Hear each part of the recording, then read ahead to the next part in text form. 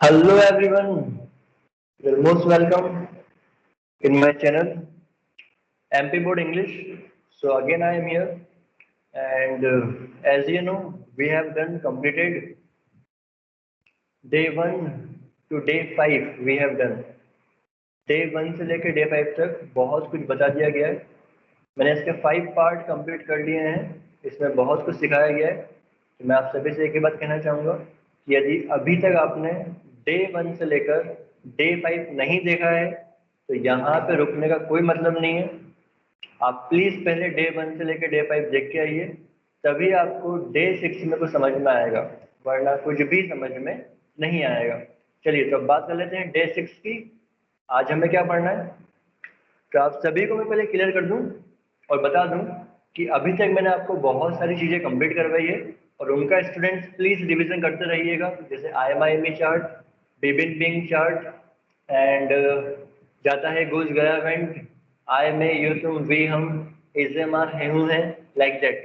तो कल हमने A1 मतलब प्रेजेंट इंडेफिनाइट के जो सेंटेंसेस हैं उसमें सिंपल सेंटेंस हमने देख लिया था कि हमें सिंपल सेंटेंस कैसे बनाना है, और इसी के लिए हमने एक चार्ट भी याद किया था, जाता है गोज गया वेंट जाएगा विल गो।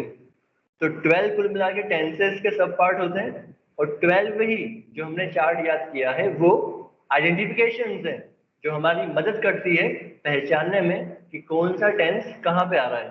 जैसे जाता है गोज, तो A1 में है जाता है गोज, प्रेजेंट इंडेफिनाइट जाता है गोज। ये हमें बताता है कि इसमें कोई भी हेल्पिंग वर्ब यूज नहीं होगी और वर्ब की फर्स्ट फॉर्म के साथ SES IES लगेगा।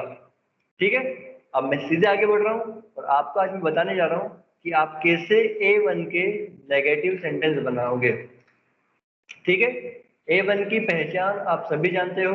A1 का मतलब होता है प्रेजेंट इंडेफिनाइट और इसका मीन्स क्या हुआ, इसका मतलब हुआ, इसकी पहचान क्या होती है, इसकी पहचान होती है ताहे तीहे तेहे, सेकंड नंबर आओ खाओ जाओ। अब आओ खाओ जाओ क्या है एक बार और बता दूंगा मैं, क्योंकि ताहे तीहे तेहे सब बताते हैं, आओ खाओ जाओ कोई नहीं बताता। तो I just tell you, but उसके पहले देख लो नेगेटिव सेंटेंसेस। ओके चलो देखो, जैसे मैंने कहा मोहन बाजार जाता है। अब इसमें कॉमन सी बात है, ताहे तीहे तेहे आ रहा है तो ये A1 में चला गया। A1 मतलब जाता है गोज, तो मोहन बाजार जाता है कौन, मोहन। कोई हेल्पिंग वर्ब आएगी, जाता है गोज, नहीं सर गोज में आपने कोई भी हेल्पिंग वर्ब यूज नहीं की है, मतलब नहीं आएगी। तो सिंपल सा सेंटेंस बनेगा मोहन गो। अब गो के बाद SES IS लगाना है कि नहीं, यदि आपने पिछली वीडियो देखी है तो आप जानते हो he she it any name singular के साथ SES IS लगेगा और I you we they plural के साथ SES IS नहीं लगेगा, तो यहाँ पे हम लगाएंगे ES।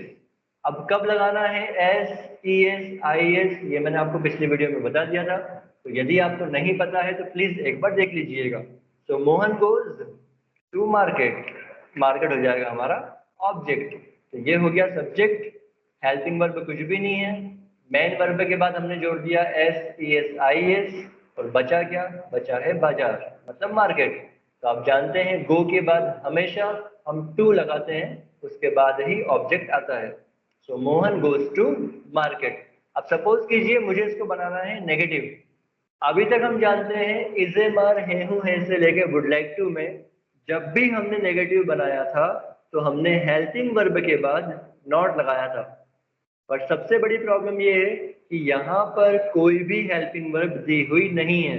तो आप एक बात सभी दिमाग में डाल लीजिए और समझ लीजिए कि A1 मतलब प्रेजेंट इंडेफिनाइट में जब भी आप सिंपल सेंटेंस बनाओगे तो कोई भी हेल्पिंग वर्ब यूज नहीं करोगे, लेकिन सिंपल को छोड़कर यदि आप कोई भी सेंटेंस बना रहे हो, चाहे वो नेगेटिव हो, इंट्रोगेटिव हो, डबल इंट्रोगेटिव हो, वॉट तो आप यूज करोगे डू और डज।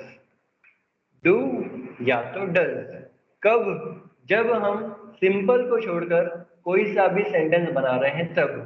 अब कब यूज होगा डज, कब होगा डू, वो तो आप जानते हो, मैंने पहले ही बताया था कि कब कौन सी हेल्पिंग वर्ब यूज होगी। जिसके लास्ट में एस आता है वो कहाँ लगेगा? वो लगेगा he, she, it, any name singular के साथ। और जिसके लास्ट में एस नहीं आता है वो लगेगा आई, यू, वी, दे प्लूरल के साथ। और इसके अलावा एक नियम और था, आई के साथ हमेशा वॉज और आई के साथ हमेशा एम ही हम यूज करते हैं। मतलब वॉज वर कभी हम यूज कर रहे हैं तो वॉज वर में से आई के साथ वॉज यूज होगा और इज एम आर में आई के साथ एम यूज होगा। तो अब यदि ये तो समझ में आ गया डूडल्स लगाना है, अब कैसे बनाएंगे सेंटेंस? सेंटेंस हम बनाएंगे मोहन बाजार जाता है, Mohan goes to market. Mohan बाजार नहीं जाता है, मोहन डज आएगा यहाँ पर, क्योंकि हम जानते हैं ही वाले कॉलम के साथ वो लगता है जिसके लास्ट में एस आता है। मैं फिर इसलिए बोल रहा हूँ, यदि डायरेक्ट 6 नंबर वीडियो देख रहे हो तो प्लीज पहले मन से देख कर आओ, वरना कुछ समझ में नहीं आएगा, ठीक है? तो मोहन डज नॉट। अब एक बात और ध्यान रख लो, कभी भी प्रेजेंट इंडेफिनाइट में जब हम सिंपल को छोड़ के कोई भी सेंटेंस बना रहे हैं तो हम मेन वर्ब में से S, E S, I S हटा देंगे। कभी भी मेन वर्ब में S, E S, I S नहीं लगाएंगे। तो क्या हो जाएगा? Mohan does not go to market. ठीक है, ये हो गया। ठीक है, अब यदि मैं बनाऊं कि क्या मोहन बाजार जाता है, इंट्रोगेटिव, तो क्या होगा? Does Mohan go to market. Clear? Mohan का एम कैपिटल आएगा और यहाँ पर आ जाएगा क्वेश्चन मार्क। अब मुझे बनाना है इंट्रोगेटिव नेगेटिव कि क्या मोहन बाजार नहीं जाता है, so does Mohan not go to market. ठीक है, मुझे बनाना है डबल इंट्रोगेटिव कि मोहन बाजार क्यों जाता है, तो वाई लगा दो, वाई के बाद पूरा interrogative sentence, why does Mohan go to market. और मोहन बाजार क्यों नहीं जाता है, why does Mohan not go to market. ये बन गया हमारा सेंटेंस। बोलो कोई दिक्कत किसी को? मोहन का एम सब जगह कैपिटल आएगा। तो इस प्रकार से आप कोई सा भी सेंटेंस बना सकते हो। चलो एक मैं आपको डू का और बता देता हूँ, डू का एक सेंटेंस और बता देता हूँ। सपोज करो मैंने कहा हम खाना खाते हैं। हम खाना खाते हैं, क्या होगा? We eat food. क्या S, E S, I S लगाएंगे? नहीं लगाएंगे। क्यों नहीं लगाएंगे वो आप जानते हो। तो हम खाना खाते हैं, वी ईट फूड। हम खाना नहीं खाते हैं, we do not eat food. ठीक है, डू क्यों लगाया मालूम पड़ गया ना? हाँ, हम खाना क्या हम खाना खाते हैं, तो do we eat food, do we eat food. क्या हम खाना नहीं खाते हैं, do we not eat food.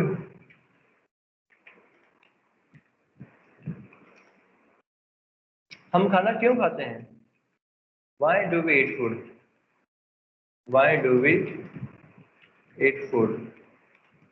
और हम खाना क्यों नहीं खाते हैं, तो why do we not eat food. Double interrogative तो बहुत सिंपल आप जानते ही हो। डबल इंट्रोगेटिव में केवल आपको जो भी WH वर्ड है वो लगाना है, बाकी पूरा इंट्रोगेटिव सेंटेंस आ जाएगा।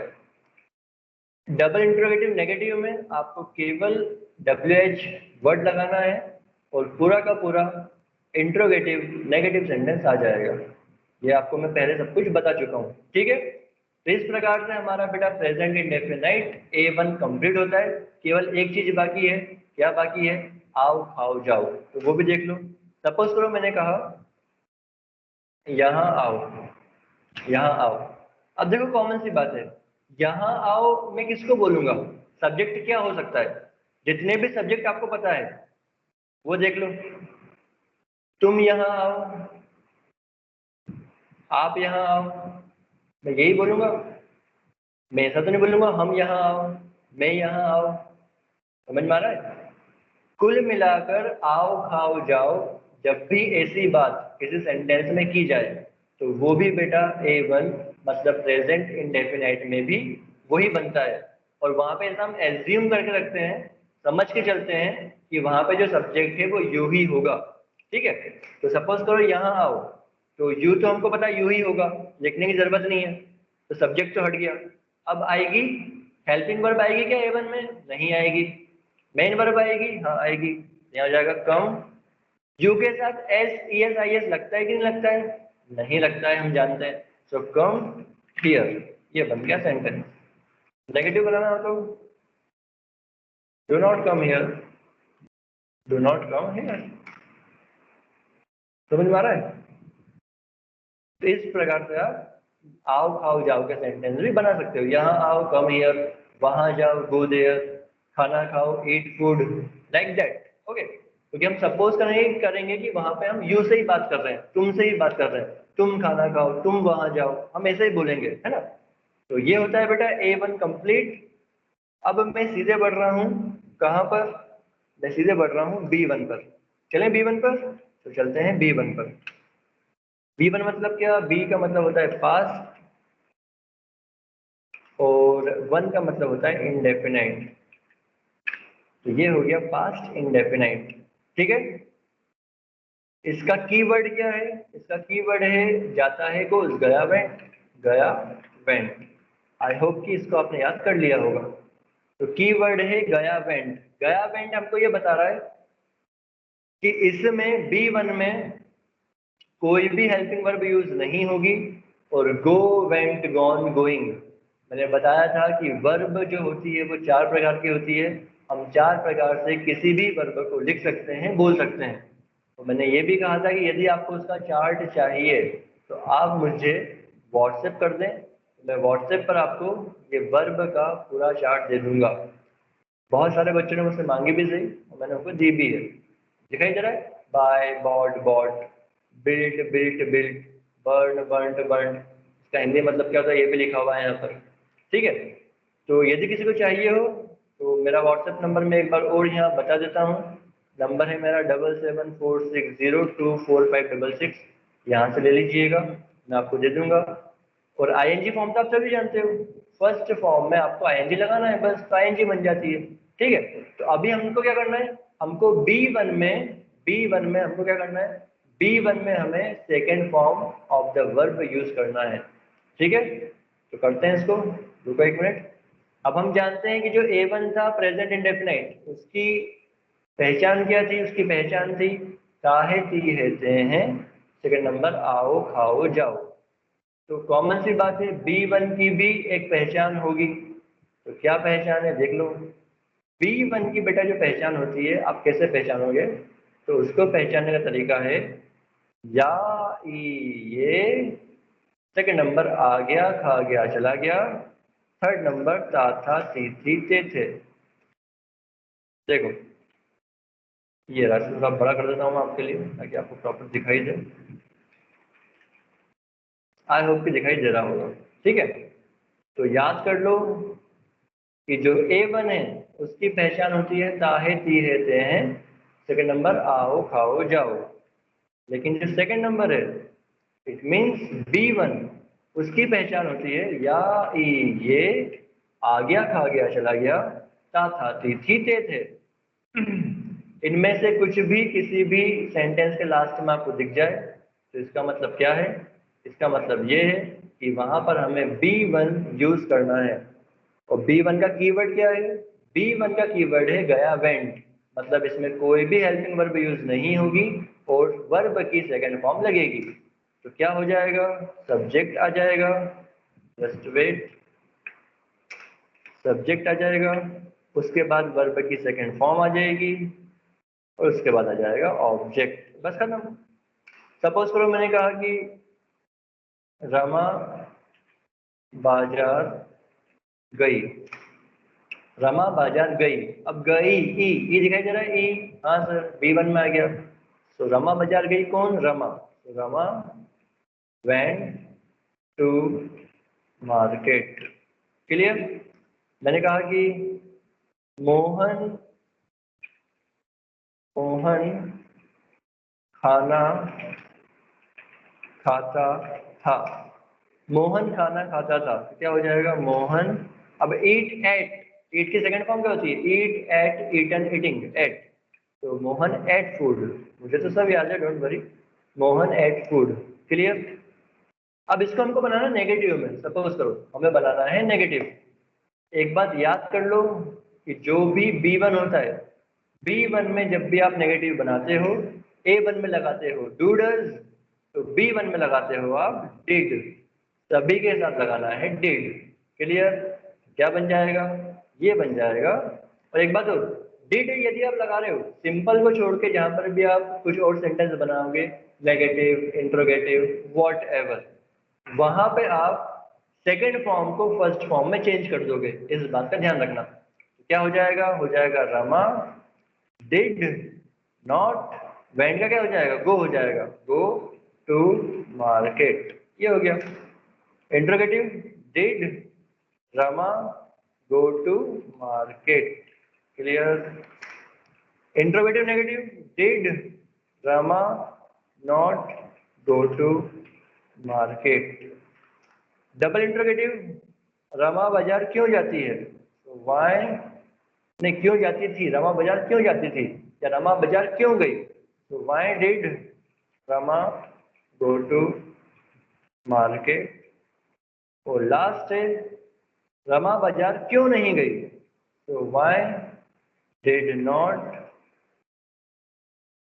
Y did Rama not go to market.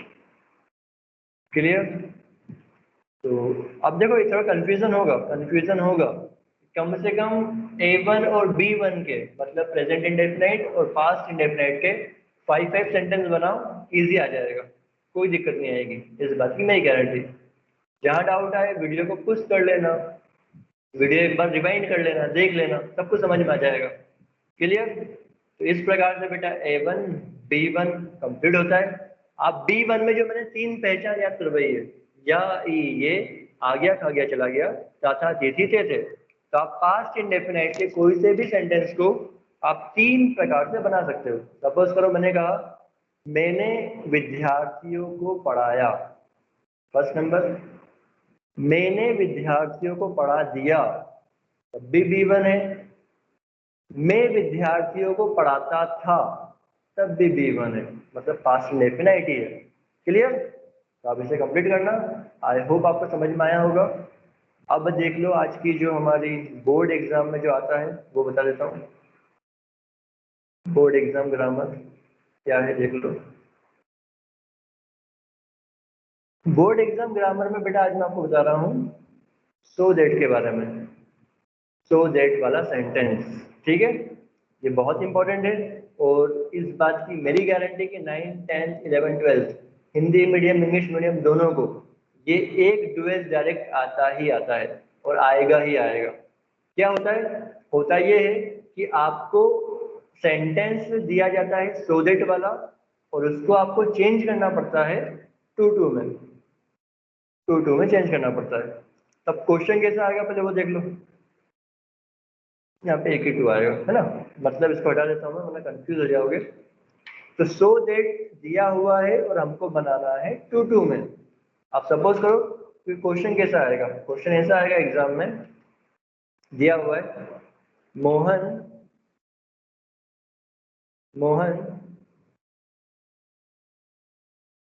Is Mohan is so Mohan is so poor that he can not eat, he cannot purchase करो, he cannot purchase, ये आ चुका है एग्जाम में, परचेज कार। ठीक है?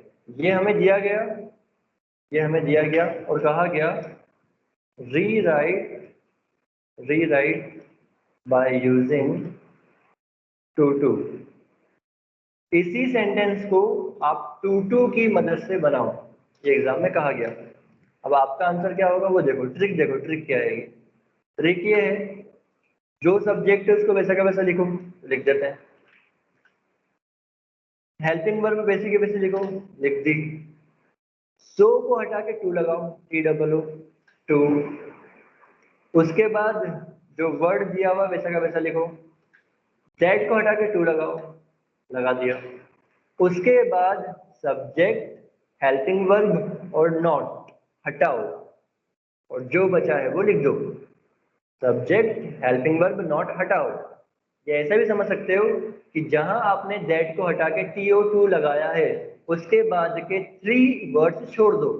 तो ही कैन नॉट 1 2 3 छोड़ दिया, बचा क्या? Purchase car. Complete. Mohan is too poor to purchase car. ये मिल गया एक नंबर। एक और करें, एक और करते हैं जो एग्जाम में आया। देखो बताता हूं मैं, ये आप करना। मैंने कहा Suman is so naughty to so naughty that she cannot do this work।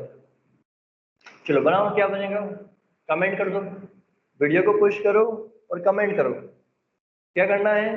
Video को रोको, कमेंट करो इसका आंसर क्या आएगा, और फिर आगे वीडियो चलाना। और फिर सही हो तो मुझे कमेंट में लिख के बोलना कि yes sir we have done, बिल्कुल सही किया हमने। और गलत हो कोई दिक्कत नहीं है, एग्जाम में तो सही होगा ना। यहाँ गलत हो जाए चलेगा, एग्जाम में गलत नहीं होना चाहिए। तो इसका आंसर क्या होगा? इसका आंसर होगा वेरी सिंपल। सब्जेक्ट ऐसा का ऐसा, सुमन। हेल्पिंग वर्ब ऐसे की ऐसी, सो को हटाओ, टू लगाओ। नॉटी ऐसा का ऐसा, दैट को हटाओ, टू लगाओ। उसके बाद के 3 वर्ड्स छोड़ दो। शी कैन नॉट छोड़ दिया, तो बचा क्या? Do this work. इसका आंसर आएगा Suman is too naughty to do this work. Clear? Completed. चलिए, आई होप कि आपको अच्छा लगा होगा। अच्छा लगा तो लाइक करो, सब्सक्राइब करो, शेयर करो, दोस्तों को बताओ। खूब पढ़ो, खूब आगे बढ़ो। और इंग्लिश में मैं चाहूंगा बहुत सारे बच्चे 100 में से 100 मार्क्स लेकर आए। Okay, thank you very much. Bye bye everyone.